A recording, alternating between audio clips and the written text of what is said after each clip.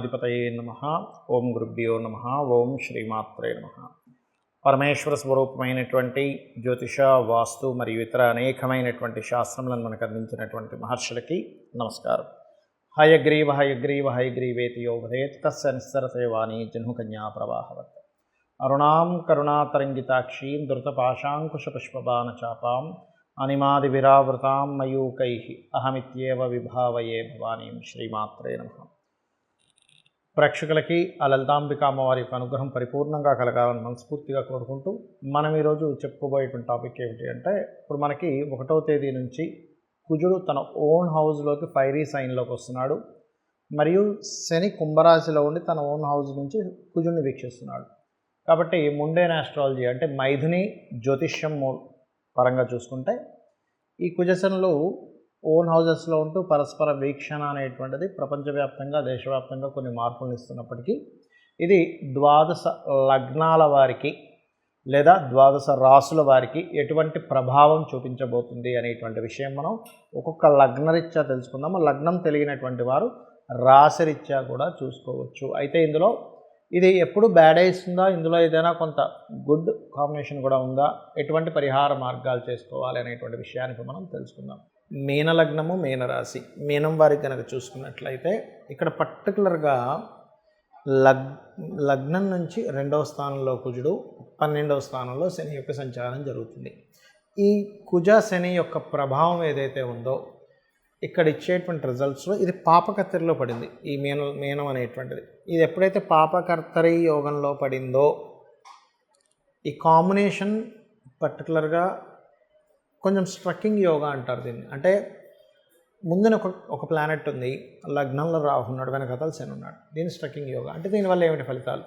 మనం చూడండి, ఏదైనా ఒకటి ప్రారంభిస్తాం, ఇది ఫలానాది చేయాలి అని, ముందుకు సాగినట్టు సాగి ఆగుతూ ఉంటుంది. అరే ఏమిటి ఇది ఇలా ఆగింది, ఇది ముందుకు వెళ్ళట్లేదు ఏమిటి, కొన్ని దాన్ని వదిలేద్దామంటే వదలడము కుదరట్లేదు, ముందుకు చేయడము కుదరట్లేదు. ఇటువంటి సిచ్యువేషన్స్ని ఇది క్రియేట్ చేస్తూ ఉంటుంది మీనం వారికి.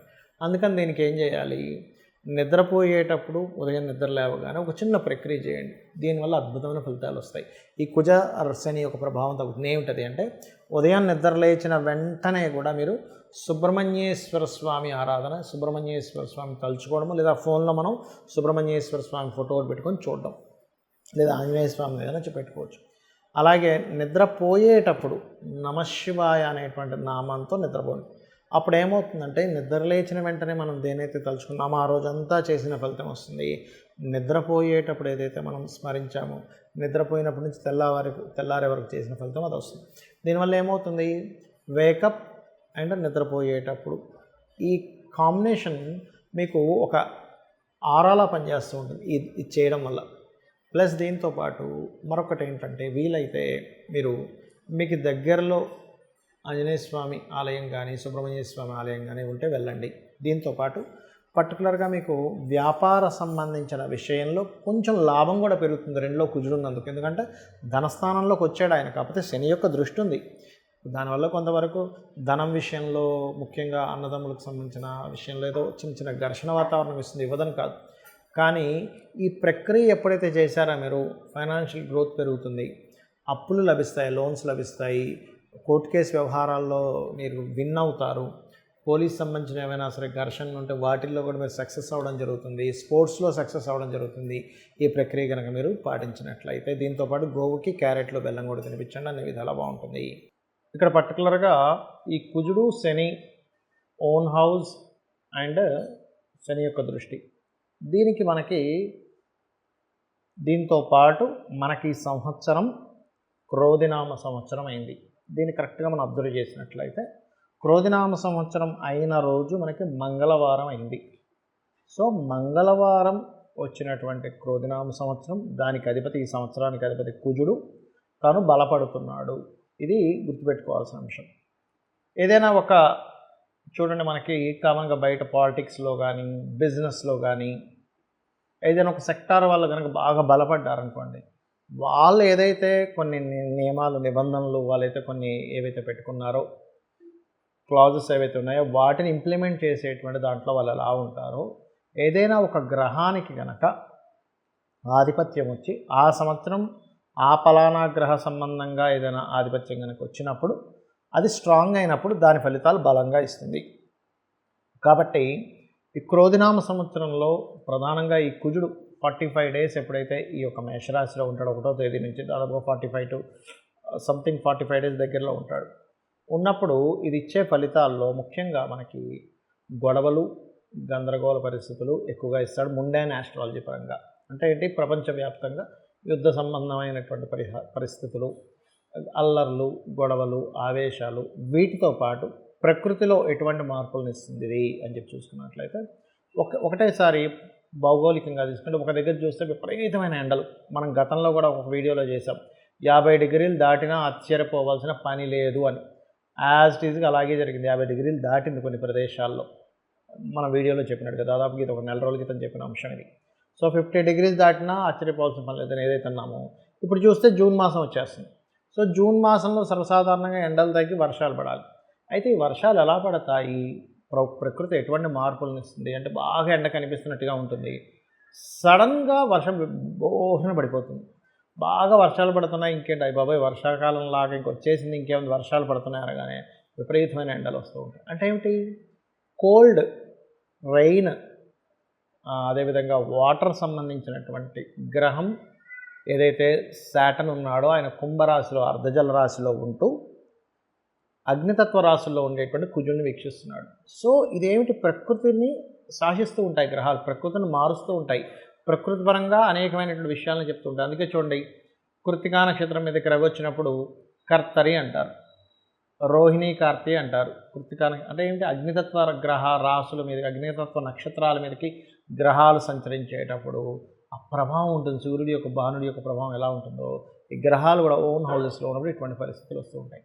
మరి అందరూ కూడా ఇప్పుడు నాకు నక్షత్రం తెలియదండి, లగ్నం తెలియదు, రాశి తెలియదు, ఏం చేసుకోవాలి?